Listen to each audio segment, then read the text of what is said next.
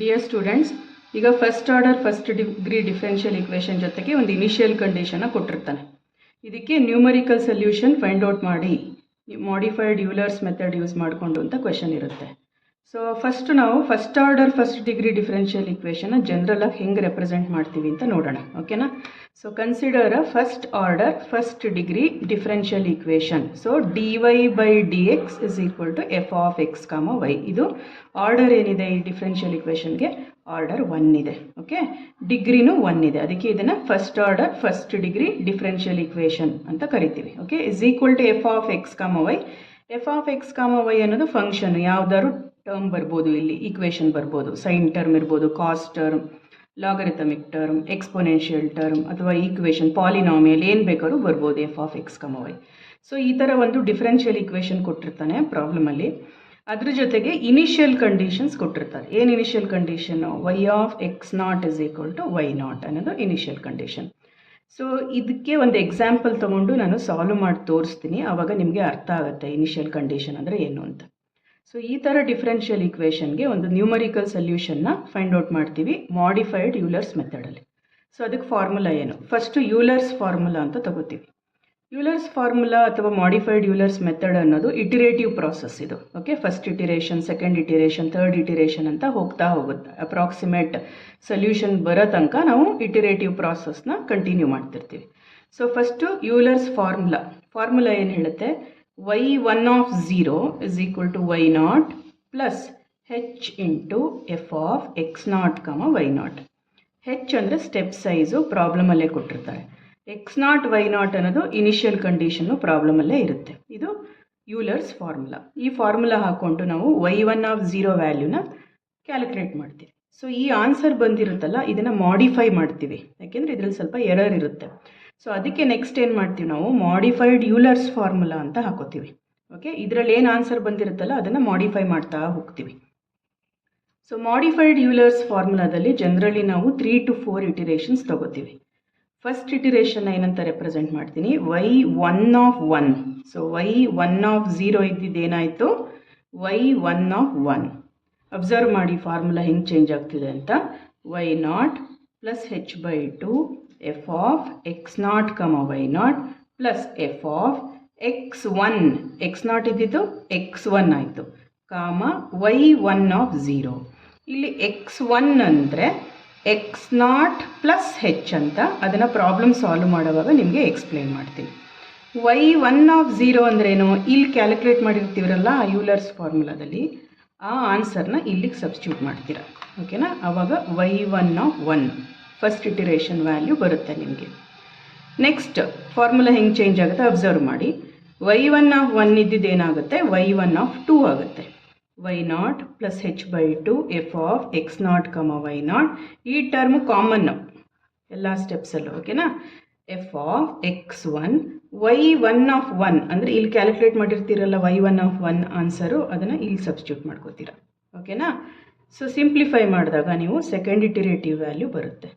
Similarly third iterative value ಬಂದು y not plus h by 2 F of X not comma Y not plus F of x1 y1 of 2 ಅಂದರೆ previous ವ್ಯಾಲ್ಯೂನ ಇಲ್ಲಿ substitute ಮಾಡ್ತೀರಾ. So ಇದು 3 ಇಟಿರೇಷನ್ಸು ಮುಗಿಯುತ್ತೆ. ಇದನ್ನು first stage calculation ಅಂತ ಕರಿತೀವಿ. ಈಗ ಈ ಕಾನ್ಸೆಪ್ಟ್ ಎಕ್ಸ್ಪ್ಲೈನ್ ಮಾಡಿದ್ನಲ್ಲ, ನಾನು ಅದನ್ನು ಒಂದು ಎಕ್ಸಾಂಪಲ್ ತೊಗೊಂಡು ನೀಟಾಗಿ ಎಕ್ಸ್ಪ್ಲೈನ್ ಮಾಡ್ತೀನಿ. ಸೊ ಅರ್ಥ ಮಾಡ್ಕೊಳ್ಳೋಕೆ ಟ್ರೈ ಮಾಡಿ. ಈ ಮೆಥಡಲ್ಲಿ ನೀವು ಒಂದು ಪ್ರಾಬ್ಲಮ್ ಕಲಿತ್ರೆ ಎಲ್ಲನೂ ಒಂದೇ ಥರ ಸಾಲ್ವ್ ಮಾಡ್ಕೊಂಡು ಹೋಗೋದು. Procedure remains the same. Okay, only the data will change. So look at this question. ಇದು VTU ಎಕ್ಸಾಮಲ್ಲಿ ಯಾವಾಗಲೂ ನಿಮಗೆ ಕೇಳ್ತಾರೆ ಇದನ್ನು, ಈ ಕ್ವೆಶನ್ನ. Given dy by D X is equal to 1 plus Y by X. ಇದು ಡಿಫರೆನ್ಷಿಯಲ್ ಇಕ್ವೇಷನ್. ಓಕೆನಾ? ಸೊ ಗಿವನ್ ಏನು ಕೊಟ್ಟಿದ್ದಾರೆ? ಡಿಫರೆನ್ಷಿಯಲ್ ಇಕ್ವೇಷನ್ನು dy by D X is equal to 1 plus Y by X. Okay, ಆಮೇಲೆ ಏನು ಕೊಟ್ಟಿದ್ದಾರೆ? y is equal to 2 at X is equal to 1. ನಾನು explain ಮಾಡಿದ್ದೆ ಅಲ್ವಾ, ಇನಿಷಿಯಲ್ ಕಂಡೀಷನ್ನ y of X not is equal to Y not ಅಂತ ತಗೋಬೇಕು. Okay, general way of representing. ಈಗ y is equal to 2 at X is equal to 1 ಅಂತ ಹೇಳಿದ್ದಾರೆ. ಅಂದರೆ ಎಕ್ಸ್ ವ್ಯಾಲ್ಯೂ 1 ಆದರೆ y ವ್ಯಾಲ್ಯೂ 2 ಈ ಥರ ತಗೋಬೇಕು. ಓಕೆನಾ? So y of 1 is equal to 2. When x is equal to 1, value of y is 2. ಓಕೆನಾ. ಇದನ್ನು ಜನರಲ್ ಫಾರ್ಮುಲಾ ಜೊತೆ ಕಂಪೇರ್ ಮಾಡಿ. ಆವಾಗ ನಿಮಗೆ ಎಕ್ಸ್ ನಾಟ್ ಏನು ಬರುತ್ತೆ, 1 ಬರುತ್ತೆ. ವೈ ನಾಟ್ ಏನು ಬರುತ್ತೆ, 2 ಬರುತ್ತೆ. ಓಕೆನಾ. ಸೊ ಈಗ differential equation f of X comma y ಅಂದರೆ 1 + y/x ಅಂತ ತಗೋಬೇಕು, ಬಿಕಾಸ್ ಇದು function f of X comma y. ಓಕೆನಾ. ನೆಕ್ಸ್ಟ್ ಏನು ಕೊಟ್ಟಿದ್ದಾರೆ, find Y at X is equal to 1.4 taking step size h is equal to 0.2. So h ಅಂದರೆ ಏನಿಲ್ಲಿ step size ಅಂತ. ಓಕೆನಾ. ಸ್ಟೆಪ್ ಸೈಜ್ ಏನು ಕೊಟ್ಟಿದ್ದಾರೆ, ವ್ಯಾಲ್ಯೂ 0.2. ಈಗ let us first understand the data what they have given, ಏನು ಕೊಟ್ಟಿದ್ದಾರೆ ಅಂತ ಅರ್ಥ ಮಾಡ್ಕೊಳ್ಳೋಣ. ಓಕೆನಾ. ಇಲ್ಲಿ ರಫ್ ವರ್ಕ್ ಮಾಡ್ತೀನಿ ನೋಡ್ಕೊಳ್ಳಿ. X y. ಓಕೆನಾ.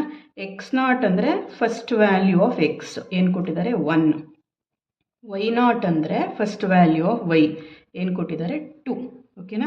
ನೀವೇನು ಫೈಂಡ್ ಔಟ್ ಮಾಡಬೇಕು, find Y at X is equal to 1.4. ಓಕೆನಾ. ಎಕ್ಸ್ ವ್ಯಾಲ್ಯೂ 1.4 ಆದರೆ ವೈ ವ್ಯಾಲ್ಯೂ ಏನು ಅಂತ ಕ್ಯಾಲ್ಕುಲೇಟ್ ಮಾಡಬೇಕು ನೀವು. ಕರೆಕ್ಟಾ. ಸೊ ಇದಕ್ಕೆ ಡಿಫ್ರೆನ್ಸ್ನ ತಗೋಬೇಕು. 1.4 - 1. ಓಕೆನಾ. ಈಗ ಹೆಚ್ ವ್ಯಾಲ್ಯೂ 0.2 ಇದೆ, ಎಕ್ಸ್ ನಾಟ್ ವ್ಯಾಲ್ಯೂ 1 ಇದೆ, ವೈ ನಾಟ್ ವ್ಯಾಲ್ಯೂ 2 ಇದೆ. ನಮಗೆ 1.4 ಆದರೆ ಎಕ್ಸ್ ವ್ಯಾಲ್ಯೂ, ವೈ ವ್ಯಾಲ್ಯೂ ಏನು ಅಂತ ಕ್ಯಾಲ್ಕುಲೇಟ್ ಮಾಡ್ತಿದ್ದೀವಿ. ಈಗ ಫಾರ್ಮುಲಾ ತಗೊಳ್ಳೋಣ. First Euler's formula. ಆವಾಗಲೇ ನಾನು ಎಕ್ಸ್ಪ್ಲೈನ್ ಮಾಡಿದ್ನಲ್ಲ ಯೂಲರ್ಸ್ ಫಾರ್ಮುಲಾ, ಅದನ್ನು ತಗೊಳ್ಳಿ.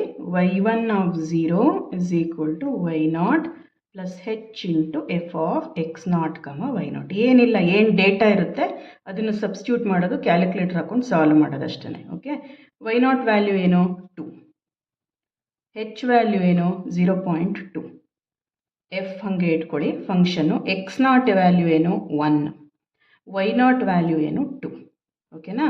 ಸೊ 2 + 0.2 ಇಂಟು ಎಫ್ ಆಫ್ 1, ಅಂತಾನೆ. ಅಂದರೆ ಕೊಟ್ಟಿರೋ ಫಂಕ್ಷನಲ್ಲಿ ನೀವು ಎಕ್ಸ್ ವ್ಯಾಲ್ಯೂ 1 ಹಾಕ್ತೀರಾ, ವೈ ವ್ಯಾಲ್ಯೂ 2 ಹಾಕ್ತೀರಾ. ಗೊತ್ತಾಯ್ತಾ. ಫಂಕ್ಷನ್ ಏನು ಕೊಟ್ಟಿದ್ದಾರೆ ಪ್ರಾಬ್ಲಮಲ್ಲಿ, 1 + y/x. ಇಲ್ಲಿಗೆ 1 + y/xಗೆ ಎಕ್ಸ್ ವ್ಯಾಲ್ಯೂ 1 ಹಾಕ್ತೀರಾ, ವೈ ವ್ಯಾಲ್ಯೂ 2 ಹಾಕ್ತೀರಾ. ಓಕೆನಾ. ಆವಾಗ ಎಫ್ ಆಫ್ 1, 2 ವ್ಯಾಲ್ಯೂ ಸಿಗುತ್ತೆ. ಸಬ್ಸ್ಟ್ಯೂಟ್ ಮಾಡಿ. ಈಗ ಎಫ್ ಆಫ್ 1, 2 ಅಂದರೆ x value is 1, y value is 2. So 2/1. Okay. So 1 + 2/1. So 2 + 0.2 into 1 + 2/1 is 2. So 2 + 0.2 into 2 + 1 ಅಂದರೆ 3. ಸೊ ಕ್ಯಾಲ್ಕುಲೇಟರ್ ಯೂಸ್ ಮಾಡಿ 0.2 ಇಂಟು 3 + 2 ಮಾಡಿಕೊಂಡ್ರೆ ನಿಮಗೆ 2.6 ಬರುತ್ತೆ exactly. So y1 of 0 using ಯೂಲರ್ಸ್ formula 2.2 ಬಂತು. ಈಗ ಈ ವ್ಯಾಲ್ಯೂನ ನಾವು ಮಾಡಿಫೈ ಮಾಡ್ತೀವಿ. ಅದಕ್ಕೆ ಏನು ಮಾಡ್ತೀನಿ ನಾನು, ಮಾಡಿಫೈಡ್ ಯೂಲರ್ಸ್ ಫಾರ್ಮುಲಾ.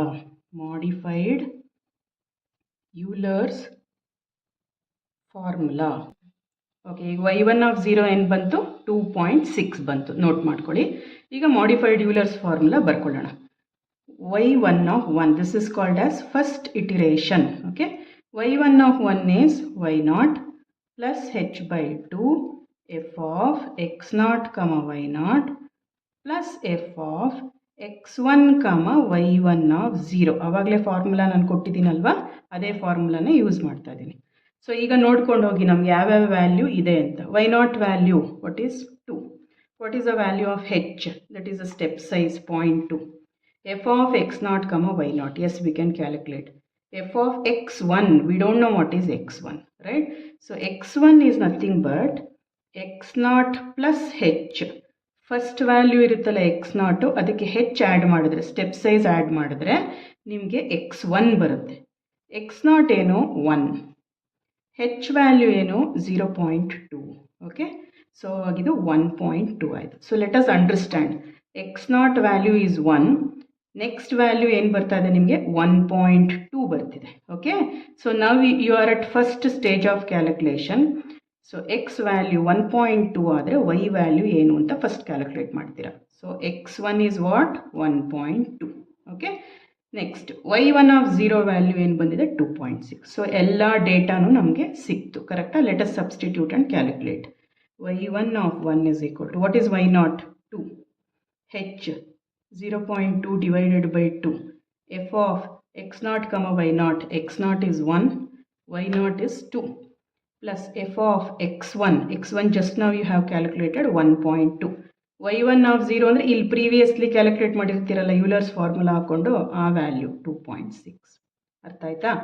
ಸೊ ಈಗ 2.2 ಡಿವೈಡೆಡ್ ಬೈ 2 ಅಂದರೆ 0.1. ಓಕೆ, ಎಫ್ ಆಫ್ 1, 2 ಅಂತಂದರೆ ಏನು ಫಂಕ್ಷನ್ ಇದೆಯಲ್ಲ ಅಲ್ಲಿ ಎಕ್ಸ್ ವ್ಯಾಲ್ಯೂ 1 ಹಾಕ್ತೀರಾ, ವೈ ವ್ಯಾಲ್ಯೂ 2 ಹಾಕ್ತೀರಾ. ಸೊ ಸಬ್ಸ್ಟಿಟ್ಯೂಟ್ ಮಾಡಿ ಫಂಕ್ಷನ್ಗೆ. ಫಂಕ್ಷನ್ ಏನು? 1 plus Y by X.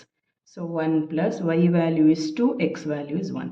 Again f of 1.2, 2.6 ಅಂದರೆ ಎಕ್ಸ್ ವ್ಯಾಲ್ಯೂ 1.2 ಹಾಕ್ತೀರಾ, ವೈ ವ್ಯಾಲ್ಯೂ 2.6 ಹಾಕ್ತೀರಾ. ಸಬ್ಸ್ಟಿಟ್ಯೂಟ್ ಮಾಡಿ ಫಂಕ್ಷನ್ಗೆ. 1 plus y value 2.6 divided by x value 1.2. ಓಕೆನಾ? So use the calculator and calculate. Once you calculate, you will get y1 of 1 value as 2.6167. So this is called as first iterative value. First iterative value. ಎಷ್ಟು ಬಂತು? 2.6167. You can see using Euler's formula you got 2.6. So just we modified this and we got the first iterative value using modified Euler's formula as 2.6167. Okay, ಮತ್ತೆ ಇಲ್ಲಿ already ಬರೆದಿದ್ದೀನಿ, check ಮಾಡ್ಕೊಳ್ಳಿ. y1 of 4 is equal to y0 plus h by 2. Same formula, ಏನು change ಆಗುತ್ತೆ ಇಲ್ಲಿ ಈ value ಬರುತ್ತೆ ಅಷ್ಟೇ, y1 of 3. Okay, so substitute ಮಾಡಿದ್ರೆ ನಿಮಗೆ ಫೋರ್ತ್ ಇಟಿರೇಷನು ಮತ್ತು ಥರ್ಡ್ ಇಟಿರೇಷನು ಸೇಮ್ ಆನ್ಸರ್ ಬರ್ತಿದೆ, 2.6182. ರೈಟ್? ಅವಾಗ ಏನು ಮಾಡ್ತೀವಿ, ನಂಬರ್ ಆಫ್ ಇಟಿರೇಷನ್ಸ್ನ ಕ್ಯಾಲ್ಕುಲೇಟ್ ಮಾಡೋದನ್ನು ಸ್ಟಾಪ್ ಮಾಡ್ತೀವಿ. ಸ್ಟಾಪ್ ಮಾಡಿ ನಾನು ಫೈನಲ್ ಆನ್ಸರ್ನ ಈ ಥರ ಬರಿತೀನಿ. ಏನು ಆನ್ಸರ್ನ ರೆಪ್ರೆಸೆಂಟ್ ಮಾಡೋದು ಅಂದರೆ y of X not plus H ಅಂತ ತಗೋತೀನಿ. ಏನು ಬಂದಿದೆ? ಇವೆರಡು ಆನ್ಸರ್ ಸೇಮ್ ಬಂದಿದೆ ಅಲ್ವಾ? So y of X not plus H is equal to 2.6182 ಅಂತ ಬರ್ಕೋತೀನಿ.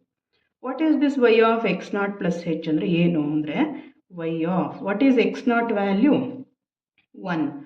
What is h? Step size. What is the value? 0.2.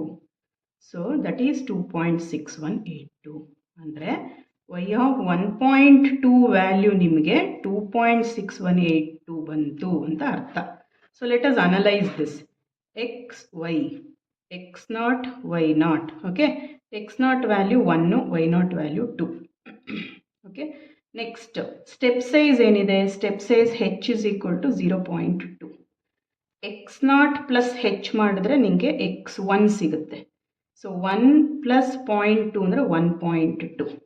So x value 1.2 ಆದರೆ you have got y value as 2.6182. ಅರ್ಥ ಆಯ್ತಾ? ಇದು ಫಸ್ಟ್ ಸ್ಟೇಜ್ ಆನ್ಸರ್ ನಮಗೆ ಸಿಕ್ತು. First stage ಅಂದರೆ x value 1.2 ತೊಗೊಂಡ್ರೆ Y value ಏನು 2.6182 ಅಂತ ಆನ್ಸರ್ ಸಿಕ್ತು. ಬಟ್ ನೀವು ಕ್ವೆಶನ್ನ ನೋಡಬೇಕು. ಕ್ವೆಶನಲ್ಲಿ ಏನು ಕೇಳಿದಾನೆ? Find Y at X is equal to 1.4 ಅಂದರೆ ಎಕ್ಸ್ ವ್ಯಾಲ್ಯೂ 1.4 ಆದರೆ ವೈ ವ್ಯಾಲ್ಯೂ ಏನು ಅಂದರೆ ಇದು ಸೆಕೆಂಡ್ ಸ್ಟೇಜಿಗೆ ಹೋಗುತ್ತೆ ಕ್ಯಾಲ್ಕುಲೇಷನ್ನು. ನಮಗೆ ಫಸ್ಟ್ ಸ್ಟೇಜಲ್ಲಿ 1.2ಗೆ ಆನ್ಸರ್ ಸಿಕ್ತು. ಇನ್ನೊಂದು ಸ್ಟೇಜ್ ಕ್ಯಾಲ್ಕುಲೇಷನ್ ರಿಪೀಟ್ ಮಾಡಿದ್ರೆ ನಮಗೆ ಎಕ್ಸ್ ವ್ಯಾಲ್ಯೂ 1.4 ಆದರೆ ವೈ ವ್ಯಾಲ್ಯೂ ಏನು ಅಂತ ಸಿಗುತ್ತೆ. That is known as the second stage calculation. So second stage ಕ್ಯಾಲ್ಕುಲೇಷನ್ಗೆ ಸೇಮ್ ಅದೇ ಫಾರ್ಮುಲಾ ಪ್ರಾಸೆಸ್ನ ರಿಪೀಟ್ ಮಾಡಬೇಕು. ಬಟ್ ಏನು ಮಾಡಬೇಕು ಅಂದರೆ ಫಸ್ಟ್ ಸ್ಟೇಜಲ್ಲಿ ಬಂದಿರುತ್ತಲ್ಲ ಡೇಟಾ ಅದನ್ನು ಯೂಸ್ ಮಾಡಬೇಕು. ಹೆಂಗೆ ಯೂಸ್ ಮಾಡೋದು ಅಂದರೆ ಇವಾಗ ಇದು ಎಕ್ಸ್ ನಾಟ್ ಆಗುತ್ತೆ. ಎಕ್ಸ್ ನಾಟ್ ಏನಾಗುತ್ತೆ? 1.2. ವೈ ನಾಟ್ ಏನಾಗುತ್ತೆ? 2.6182. ಅರ್ಥ ಆಯ್ತಾ? ಹೆಚ್ ಏನಾಗುತ್ತೆ? ಹೆಚ್ ಸೇಮು ನೋಡಿ ಇಲ್ಲಿ 1.2 ಮೈನಸ್ 1 ಅಂದರೆ 0.2. 1.4 ಮೈನಸ್ 1.2 ಅಂದರೆ ಹೆಚ್ ವ್ಯಾಲ್ಯೂ 0.2ನೇ. It remains same. H value will not change. Step size remains same. So you got X not as 1.2, Y not as 2.6182, H as 0. ಅರ್ಥ ಆಯ್ತಾ? ಈಗ x1 ಫೈಂಡ್ ಔಟ್ ಮಾಡ್ಕೊಳ್ಳಿ. x1 ಅಂದರೆ X not plus H. X not ಅಂದರೆ 1.2, ಹೆಚ್ ಅಂದರೆ 0.2. 1.2 plus 0.2 ಅಂದರೆ 1.4. ಅರ್ಥ ಅರ್ಥ ಆಯ್ತಾ? ಸೊ ಈಗ ನಾವು ಫೈಂಡ್ ಔಟ್ ಮಾಡ್ತಿದ್ದೀವಿ ಎಕ್ಸ್ ವ್ಯಾಲ್ಯೂ 1.4 ಆದರೆ what could be Y value ಅಂತ. ಸೊ ನಾವು the second stage calculation starts. So ನೀವು ಎಕ್ಸಾಮಲ್ಲಿ ಈ ಥರ ಅನಲೈಸ್ ಮಾಡಬೇಕು, ಕ್ವೆಶನ್ನು ಫಸ್ಟ್ ಸ್ಟೇಜ್ಗಿದೆಯಾ ಸೆಕೆಂಡ್ ಸ್ಟೇಜ್ಗಿದೆಯಾ ಅಂತ.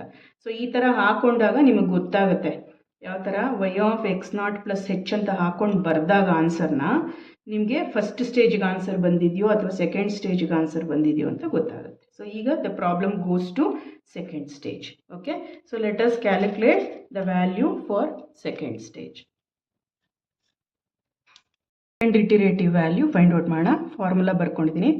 Again substitute all the values. Y naught is 2, h value is 0.2 divided by 2, f of x naught is 1, y naught is 2, f of x1 is 1.2, y1 ಅಂದರೆ ಪ್ರೀವಿಯಸ್ಲಿ ಕ್ಯಾಲ್ಕುಲೇಟ್ ಮಾಡಿರ್ತೀರಲ್ಲ value already 2.6167 ಬಂತಲ್ವಾ.